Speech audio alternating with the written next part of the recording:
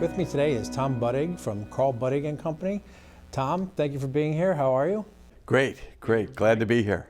I love when I interview someone and I recognize the products. Tell us about your company and the history behind it. Well, thank you very much for having me here today. Certainly, it's a very special year for us. We're celebrating our 75th anniversary and 75 years of feeding family traditions. So it's a special year for us, and we market under the Buddig label, the Old Wisconsin label, and also under Kingsford on refrigerated entrees and ribs. So it's been a great year for us. We were named the fastest growing meat company in the United States by the Provisioner this last year, which is certainly special after being around for 75 years to attain that type of growth. How did your family get started? Well, actually, it goes back 7 generations to Budelsdorf, Germany. And you're the 4th generation? And I'm in the 4th generation. There's still a meat market in Budelsdorf, Germany that is run by other relatives. My great-grandfather came here in 1888 and opened a meat market in the Union Stockyards area of the south side of Chicago. Carl, my grandfather, then opened a distribution company and invented what is now called thin sliced meats. How did they do it back then? He started out in the distribution business where he'd buy product from Armour and Swift and Wilson Meat Packing in those days, and he would distribute that to retail grocery stores. And then he developed this process by which you would take inside and outside rounds of beef and cure them, cook them. And because it was very lean, you could slice it very thin. And that's what we're kind of doing that today, just on a larger scale. Today we make over 2 million 2-ounce packages a week of thin sliced meat. And how is the meat business performing today? Protein is a good place to be right now. Everyone's in search of better ways of delivering protein to the consumer. It's a great business right now. Certainly we have our challenges, and one would certainly be food safety. Certainly very high on our list of things that we are concerned about. Number 2 is finding good people. We're always looking for talented people throughout the organization, from line packers to maintenance people to QC, always looking for good people.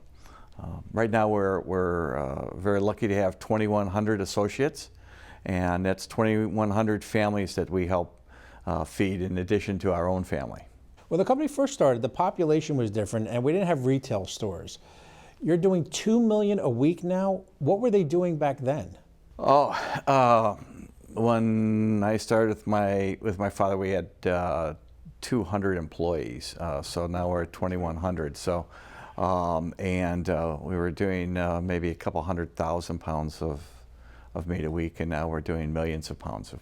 Now, over time, there's been more regulations, and you mentioned safety standards and more health things. How does your company keep up with that? Well, certainly we're governed by the U.S. Department of Agriculture, which certainly has their standards and so forth. But above and beyond that, we're part of what they call SQF, or Safe Quality Foods. And those are standards that have been developed over time that account for the training of our employees, as well as an accountability of everything that comes into the plant and everything that goes out of the plant.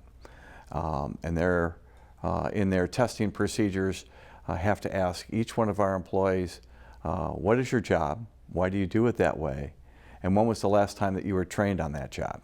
That would cover every position? Throughout the organization, yes. How big is your facility now? Well, we got over 1 million square feet of production and warehousing in Wisconsin, Illinois, and northern Indiana. Wow, I'm trying to fathom the quantity that you're doing per week and getting it out to the resellers. This is food that has expiration dates. How do you keep up with that? Well, certainly, it's a little bit of a challenge. On our original Buddig label, we have a 90-day shelf life, so it has to be produced and distributed throughout the country and Canada, and be fresh for the consumer. So, we've developed systems over time that account for that when certain retailers would feature our products in their ads and so forth, and it's all kind of factored into the systems that we have. How often are machines checked and maintained? I would assume that just stopping one machine with that kind of volume has to have an impact. Yes. Well, all of our equipment is steamed and washed, every 2 hours. The floors are sanitized. Every nut and bolt comes off of every slicer, every conveyor, twice a day, and sanitized and reassembled. And those are the things that we have to do to deliver, a safe product without the fear of any bacteria. So what are the three biggest challenges between the three different brands that you have, and are they competitive against each other? No, not really. It's really three different segments. So on the original thin sliced meat, certainly we have our challenge with other competitive brands that are out there.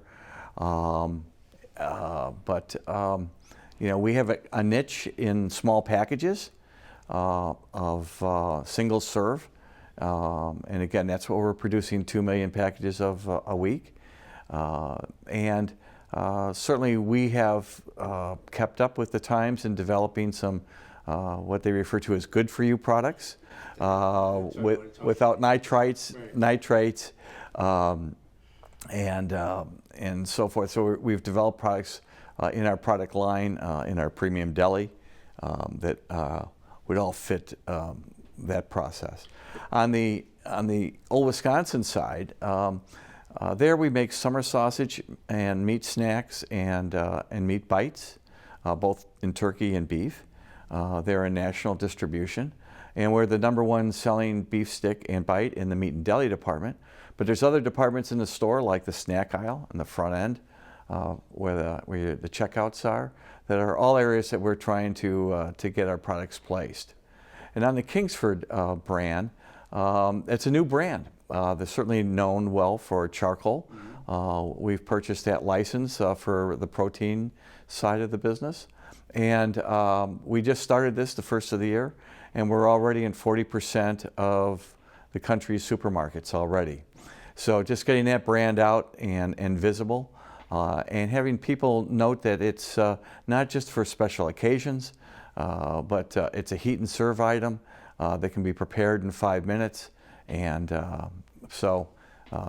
great products that are fresh and ready to go.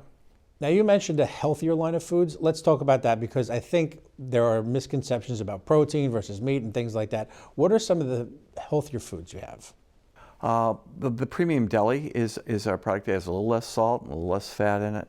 We add other ingredients that would produce the same effect as the actual adding of nitrite and nitrates in celery juice and cherry juice that naturally produce nitrate, which is a preservative that's required in all lunch meat products. And what kind of growth have you seen in the industry? Well, the lunch meat category is kind of flat right now, but because of some innovation and so forth that we have in some of the products, we as a company have experienced a 37% increase in this last year, and that's when the National Provisioner magazine named us the fastest growing meat company in the United States. What's great about your industry is that it's food and it's always in demand. So, yes. So as long as the population, it's been a great industry to be in. For people that are fast moving or even on a budget, sometimes they do want to get prepared foods. But how does the economy affect you? Do you see the same kind of bump as other industries? Usually when the economy gets tough, our business increases. And the rationale there is that people will stop going out for fast food or for lunches, and will prepare lunches themselves to take to work or to school. And so there's usually a little increase when the economy sometimes gets difficult. And we continue to develop efficient systems and so forth to try to keep the price down. And we're kind of known as the value brand in the lunch meat case. And where does your meat come from? The meat comes from the Midwest primarily. The beef and pork go from as far west as Colorado, Texas, and Nebraska. The pork comes from the Midwest as well, from Iowa to Ohio. Turkeys come out of the upper Midwest, Minnesota and Michigan. And the chicken pretty much comes out of the southern states, the Carolinas, Georgia, and Alabama. And how do you select that? We have preferred vendors that will deliver to us the cuts of meat that we require. You were saying when we were speaking on the phone previously about how someone gets promoted in your company, or how even someone gets the position. This is a family-run business. It's going to stay a family-run business. I thought that was pretty interesting.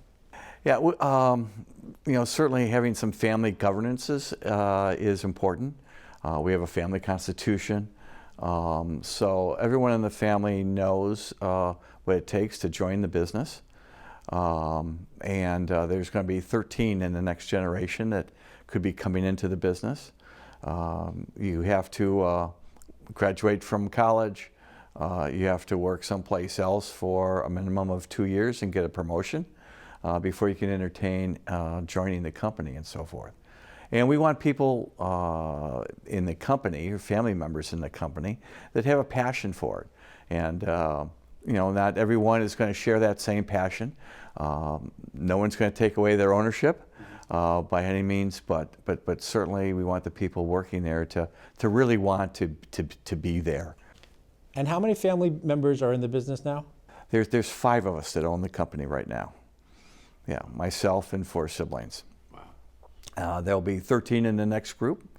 I have a daughter that is a teacher, and she's always wanted to be a teacher, and that's her passion. And so that's what she's doing. And among the next generation, I've got nieces and nephews that are everything from fly fishermen to lawyers. So they've all found niches and so forth, and want to know how to be good owners. Mm-hmm. How can they share in the ownership, share in the knowledge of the business, but don't necessarily have to be part of the day-to-day part of the business. How did your product get into a supermarket? Because there's so many different ones across the country, how do you select that this is the one that we're going to do business with? Well, we would like to do business with almost everybody. Certainly, we have salaried salespeople in offices throughout the United States. And those salespeople call on the headquarters of the food chains. And there's certainly a couple different business models out there in which food gets distributed. In some cases, it's a headquarter for a chain that may have 1,000 stores.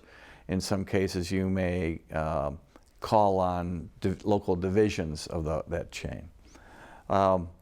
Anyway, we also then use food brokers on a local basis. And those are people that would actually go into a grocery store, look at our product, make sure the price is right, make sure there isn't any spoiled product in the store, and try to secure ads that would be part of a flyer or a television spot to help promote the product from time to time. We are lucky to enjoy distribution in 92% of all the supermarkets in the United States and Canada. Our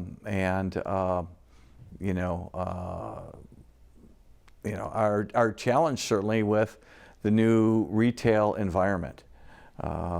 Certainly Amazon and Walmart and so forth have all kind of changed the way people buy food.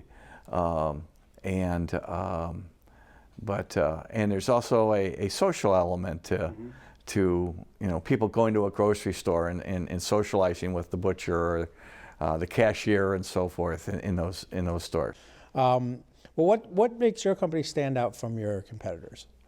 I think being family owned versus most of our competition are publicly traded companies that have numbers that they have to meet for Wall Street expectations. Being family owned, we can look at the business with a much longer vision and can choose to make investments in equipment and people and in facilities and so forth that will help us grow in the long term. So I think the family ownership is probably one of the big differentiators between ourselves and our competition.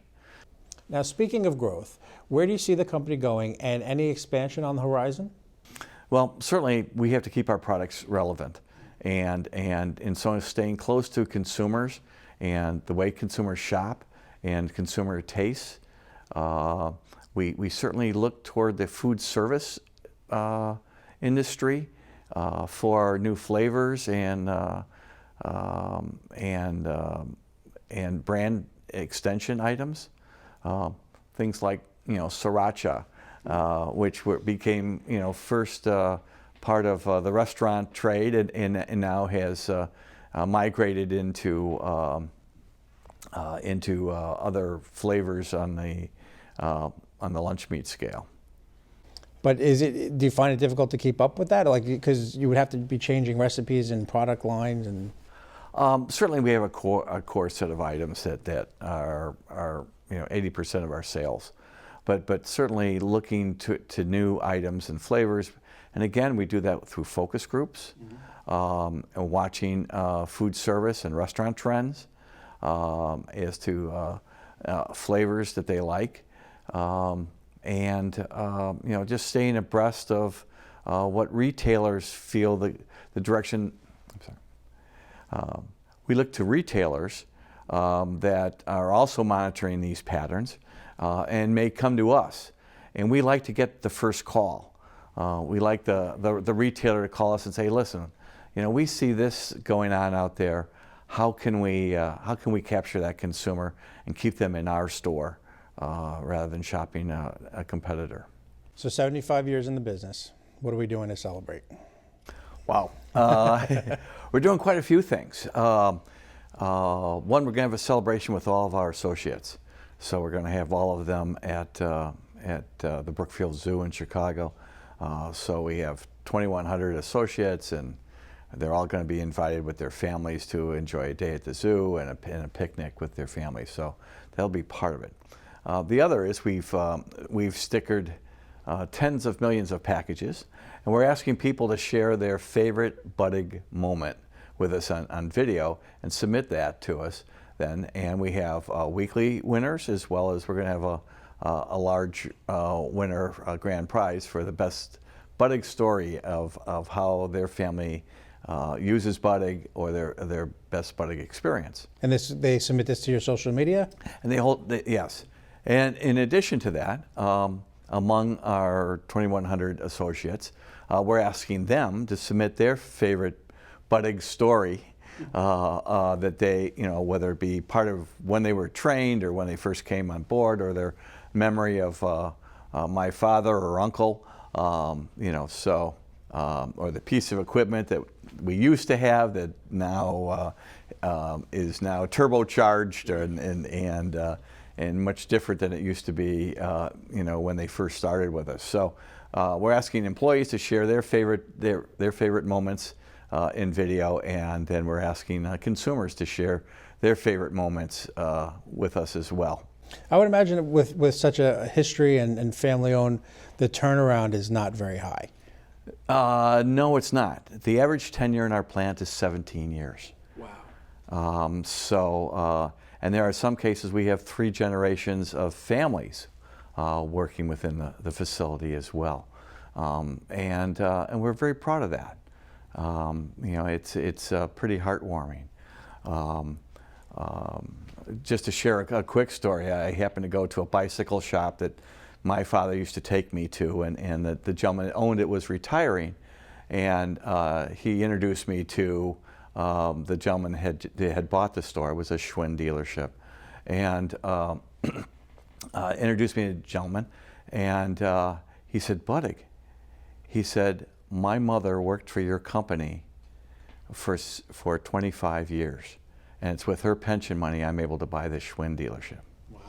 So those are the types of stories we have. And just last week, WGN-TV had a special event in the town in which our headquarters, and a woman came up to me and said her parents came over from Poland after the war, and they were the first employees hired by Carl Buddig. You know, and certainly I was just a little bit dubious, but as she went on to explain the history, she was spot on, and it was so cool to meet a woman who is just loves the fact that if it wasn't for Carl Buddig, her father and her mother, that both worked for us then for over 25 years, had jobs with our company.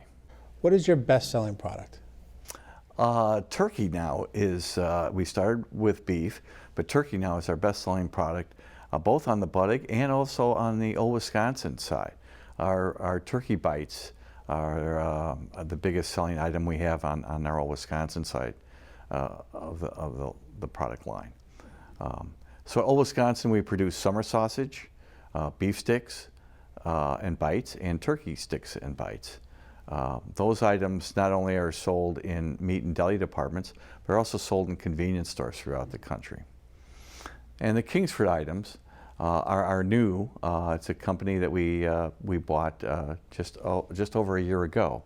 And ribs are certainly the premier product in the line.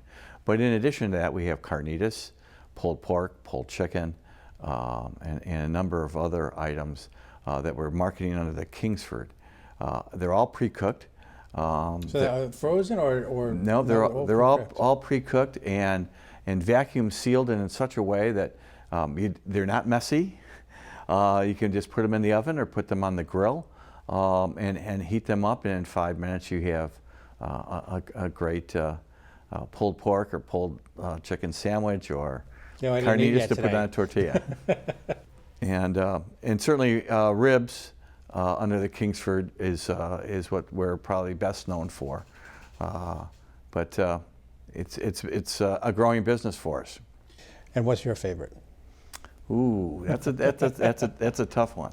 I think on our Old Wisconsin line, our cheddar wurst is one of my favorite products, and what we call our Twisted Link beef stick. On the Buddig, I think our corned beef product is our best. Going back to the flavors. Now, do you have how does that happen? Is there a chef or someone there? It's like, okay, we're going to try this today. And well, on the Buddig side and on the Old Wisconsin side, it's kind of an old-fashioned sausage maker, okay. And they are recipes that have been handed down for generations. On the Kingsford side, to develop the sauces and so forth, we have a corporate chef now that we lean on to help us develop and fine-tune the sauces and so forth that we add to the ribs, the carnitas, and the pulled pork items. Do you have any recipes online? Absolutely. Yes, no, all through social media and so forth, whether it be the Buddig website, Old Wisconsin website, or the Kingsford website, we offer recipes and so forth. And certainly that's one of the great things about our product is that it is pretty versatile.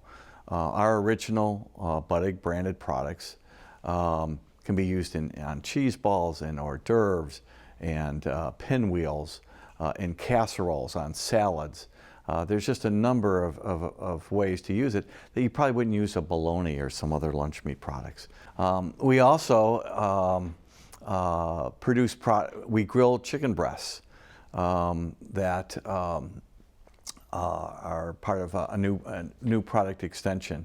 And we have that under several different flavors, a Southwestern, and a Chipotle, and so forth.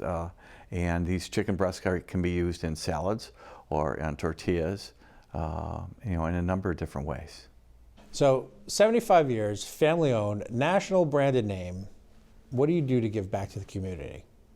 Oh, there's just, I don't know if I can name all the charities and so forth that we support, and, you know, throughout you know, whether it be Little League Baseball, whether it be the Boy Scouts of America, whether it be the MS, juvenile diabetes, public television and radio in Chicago. We participate in all of those things. We collect money for wearing jeans on Friday from people, and that money gets donated back. It gets matched by the company and goes back to charities that are suggested by the employees. Whether it be the Humane Society in someone's town, and so forth. So we support a number of charities and so forth, and have you know, since our inception. Tom Buddig, thank you for coming. It was great having you here today. Thank you. It's great to be here. Thank you.